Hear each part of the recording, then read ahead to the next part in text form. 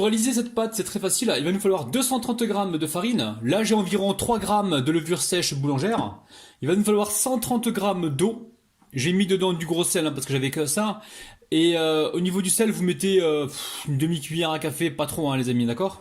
Et ici, j'ai 2 cuillères à soupe de beurre fondu. Alors, vous allez voir, c'est vraiment super facile comme recette. Alors, très simple. On va mélanger d'abord la farine avec la levure sèche boulangère. On mélange comme ceci. Ensuite, on va rajouter le beurre fondu. Alors, le beurre fondu, on a 2 cuillères à soupe. Si vous n'avez pas de beurre fondu, pas de panique. Vous prenez de l'huile, les amis, ok? Avec Rabinou, pas de problème. Ces recettes, elles sont modulables. Ici, j'ai l'eau et le sel. D'accord? Je mets tout ça dedans. Je vais mélanger pour former donc une espèce de pâte homogène. Et cette recette, sincèrement, il n'y a pas besoin de la pétrir. N'allez pas vous embêter à pétrir ça au robot ou à la main. Vous mélangez un petit peu, vous assurez que la boule se forme. Et ensuite, on va pouvoir laisser cette pâte reposer. Vous avez vu, très facile à faire. Je vais bientôt lancer un programme, les amis, sur ma chaîne YouTube. Un programme que vous allez trouver en description pour les gens qui veulent justement gagner un peu de temps en cuisine. Bon, c'est un programme qui sera payant, pas trop cher. Mais ceux qui veulent avoir accès justement à ces grosses astuces en fait pour gagner du temps donc en cuisine, ça va vraiment vous aider. C'est des astuces que moi j'appliquais quand je travaillais. Maintenant je travaille à la maison, je fais des recettes pour vous. Mais quand j'étais salarié, c'était des astuces que j'appliquais en fait. Donc ça y est, la pâte, vous voyez, elle est formée. On s'assure que la farine soit bien mélangée. Alors, vous pouvez s'assurer que tout soit bien mélangé. Bon, ça colle un peu aux mains. On n'hésite pas, on peut mettre hop là, un petit peu de farine dessus. Voilà. Ça va vous aider à décoller la pâte. Là, ce qui est important, c'est de ne pas en avoir à l'intérieur de la farine. On ne va pas se retrouver avec des grumeaux. Donc voilà, la pâte est faite. Je vais la recouvrir d'un plastique. Et on va laisser reposer pendant environ 1h30. Il faut vraiment que ça gonfle, que ça double de volume. Allez, je recouvre d'un plastique. Et on laisse, comme j'ai dit, donc 1h30 environ, voire 1h, ça dépend de la température de votre pièce. Il faut que ça double de volume. À tout à l'heure. Bon, j'ai commencé à travailler là. J'ai mis une poêle à chauffer, j'ai mis un petit peu d'huile. J'ai coupé mes oignons. Donc, alors, il faut que vous ayez assez d'oignons par rapport au plat que vous allez utiliser. D'accord? Bon, là, j'ai à peu près 8-9 oignons. Donc, vous voyez en fonction de ce que vous avez besoin. Donc là, je mets un petit peu de sel. Donc là, j'ai que du gros sel pour l'instant.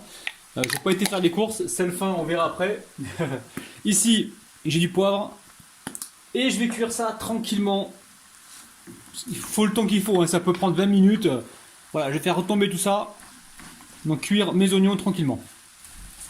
Alors vous prenez le temps qu'il faut, moi ça fait plus de 20 minutes que ça cuit, j'ai baissé le feu. Voilà, ça commence à caraméliser, vous avez vu. Juste du sel et du poivre. Et on cuit ça donc tout doucement, on fait attention. Donc pour moi c'est cuit, j'éteins le feu, je laisse complètement refroidir et on passe à la suite. Alors ma pâte, elle a poussé les amis. Elle a poussé, donc là je viens mettre hop là, de la farine.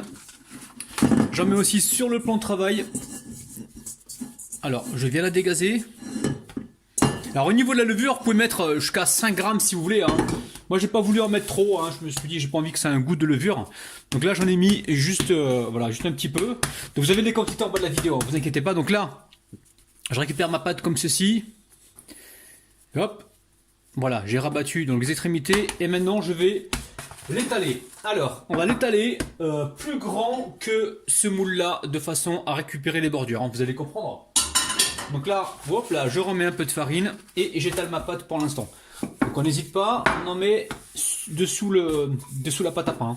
Alors pour cette recette, j'utilise de la pâte à pain. Maintenant, si vous voulez utiliser une pâte brisée ou une pâte feuilletée ou quoi, c'est vous qui voyez. Mais là, moi ce que j'aime bien quand je fais des recettes comme ça, j'essaie de faire le plus léger possible. Et une pâte à pain, ça sera toujours plus léger qu'une pâte brisée, où il y aura beaucoup de beurre dedans, où il y aura des œufs, vous voyez ce que je veux dire. Voilà, je priorise toujours la légèreté. Allez, on étale la pâte. Alors le but du jeu maintenant, c'est pas d'étaler trop grand, parce que plus vous allez étaler grand, plus la pâte sera fine, plus la pâte sera sèche. Il faut essayer de tomber juste, et à chaque fois venir mesurer, voilà, pour être vraiment quasiment pile poil, de façon à avoir une texture de pâte raisonnable. Sinon on peut étaler 3 km, vous allez avoir du papier à cigarette, et c'est pas du tout ce que l'on recherche. Donc là, je viens chercher, hop là, toute la farine qui se trouve sur le plan de travail, je fais un petit tour comme ça, et je continue. Donc là, on va visionner. Donc c'est bien, ça dépasse un peu, donc c'est très bien. Alors, qu'est-ce qu'on fait? Je vais pas la rouler sur le rouleau parce que je risque comment dire, d'étirer la pâte. Je vais juste la replier comme ceci.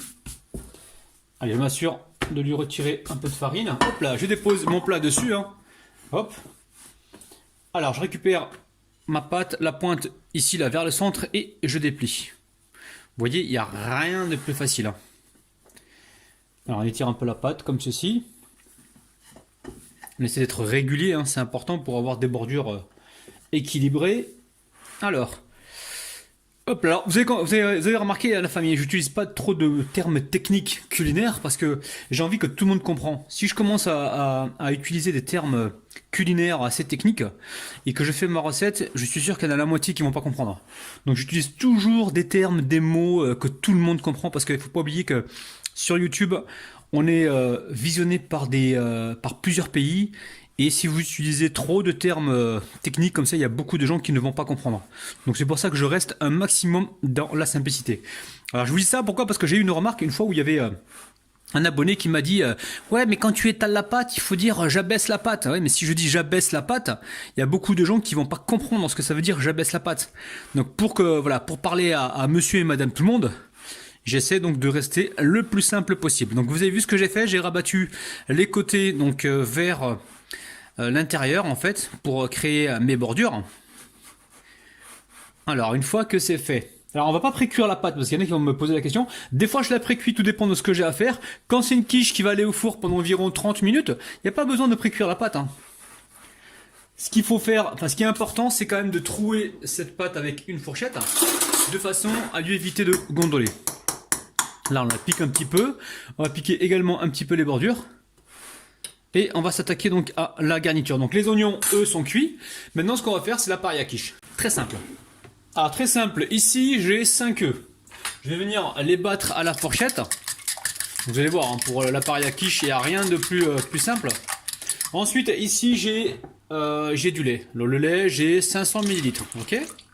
Vous allez voir, c'est pas compliqué du tout. Après, il y en a qui mettent de la crème, je sais. Hein. C'est vrai qu'on a comment dire, c'est beaucoup plus onctueux quand on met la crème. Attention, hein, c'est beaucoup plus riche aussi. Hein. L'idée, c'est aussi de se faire plaisir, mais on va pas non plus devenir énorme. Alors, une fois qu'on a fait ça, on va pouvoir saler, poivrer. Bon, j'ai pas de sel fin, donc je vais mettre du gros sel. J'ai que ça, hein, j'ai pas de sel fin. Donc là, je prends du gros sel, donc là, c'est du sel marin. Je prends également du poivre. En espérant que le sel marin fonde dans le liquide là. Alors je vais bien le mélanger déjà. Donc là on a préparé déjà l'appareil à quiche, hein, donc très simple. On met ça de côté pour l'instant. Ici je récupère ma pâte à pain, vous avez vu hein. Donc là c'est nickel. Ensuite ici j'ai du fromage râpé, j'ai environ 70 grammes de fromage râpé. J'ai pris ce que j'avais, hein. Je voulais mettre 100 grammes mais j'avais que ça au frigo. Après j'en ai un petit peu au congélateur parce que je m'organise toujours pour en avoir au congélateur. Donc je mets mon fromage râpé au fond, ok. Ensuite, on récupère nos oignons. Là, il y a entre 8 et 9 oignons. Hein. Les oignons que je récupère, je les mets directement dans la préparation. Hop là, vous avez vu. Hein. Alors, pourquoi on les met directement dans la préparation? Pour que les oignons se mélangent correctement. Sinon, si vous les mettez directement dans la pâte, ils vont mal se mélanger et vous n'aurez pas le résultat escompté. Allez. Là, on va venir mélanger comme ceci. Ça sent très très bon la famille. Hein. Ça sent bon, on va se régaler encore une fois. Donc là je suis en train de vous montrer une recette que vous allez pouvoir faire donc surtout en cette période de confinage parce que vous avez tous des oignons je suppose à la maison.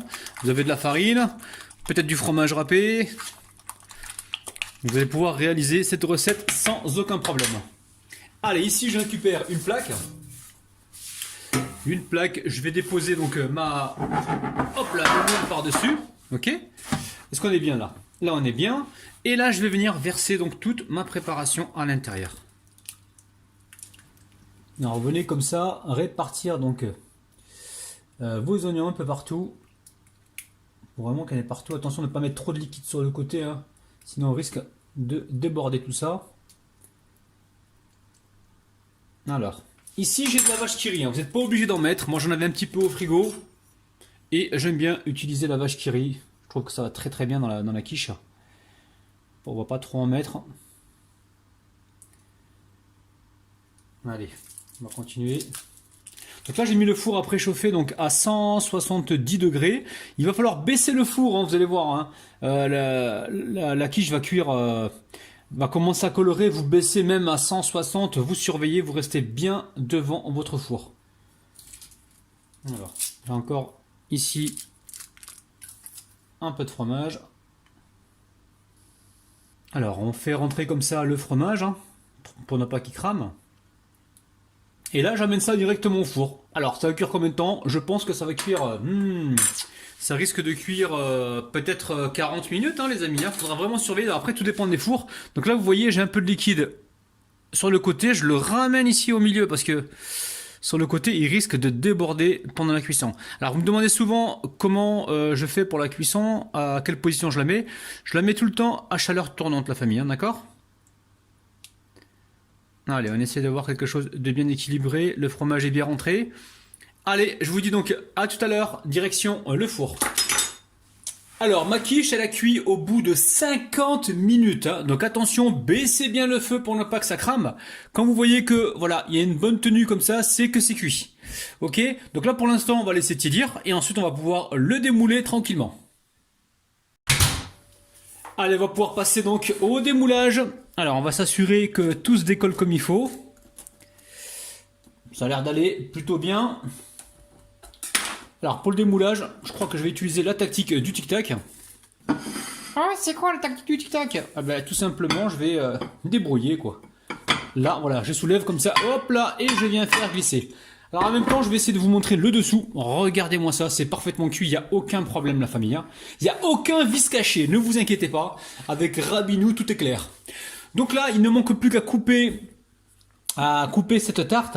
Et ouais, les amis, franchement, laissez le temps de cuire. Si vous voulez, j'ai un petit conseil à vous donner. J'ai mis 500 ml de lait. Moi, je vous conseille d'en mettre 400 pour être sûr de ne pas en perdre. Parce que moi, quand je mettais 500, c'était vraiment trop rempli. J'ai perdu un petit peu de lait, je ne vous le cache pas. Donc dans les commentaires, en bas de la vidéo plutôt, en description, je vous mettrai la quantité exacte. Donc ne mettez pas 500 ml, 400 ml suffiront largement. Comme ça, vous évitez de perdre de la marchandise. Allez, on va se couper une part. Ouh, il a sorti la hachette, le vilain là. Allez, bismillah. Alors à chaque fois, on va venir ici essuyer donc le couteau. Alors, on essuie le couteau. Ouh, j'ai été loin sur la coupe là. Bon, c'est pas grave. Allez. Est-ce que vous êtes prêts, la famille? On va faire le petit angle de 3. Le bourcaoua. Ah, je suis content. Je suis content quand je suis avec vous, c'est un truc de ouf. Les amis, regardez-moi ça. Quiche aux oignons spectaculaire. Extra facile à réaliser. C'est un truc de dingue. Refaites la recette et surtout faites plaisir à vos proches. Les amis, je vous kiffe de ouf. Bye bye. Alors, on va goûter cette petite merveille. C'est... regardez-moi, quiche de compétition. Allez, c'est parti. Moi, j'arrête de parler. Bismillah. Donc là, on joint l'utile à l'agréable. Donc les oignons caramélisés, très très bon pour la santé. On a une pâte à pain, donc on n'a pas de gras en fait dans la pâte. En mis à part peut-être de l'huile d'olive, je sais pas si on en a mis ou pas. Franchement, c'est une tuerie quoi. C'est pas lourd quand vous mangez la quiche. Généralement, quand je mange une quiche classique, je la retrouve vraiment dans l'estomac quoi. Là, c'est d'une légèreté, c'est incroyable. La famille, refaites la recette. N'oubliez pas 400 ml de lait, c'est amplement suffisant. Prenez soin de vous. Moi, je vous retrouve prochainement sur YouTube et sur Instagram. N'hésitez pas, vous avez les liens Instagram juste en bas de la vidéo. N'oubliez pas, la famille, le petit pouce vers le haut, ça m'aide énormément. N'oubliez pas de vous abonner et de partager cette vidéo. Pourquoi? Pour en faire profiter un maximum de personnes autour de vous. Les amis, je vous kiffe, je vous aime. Bye bye.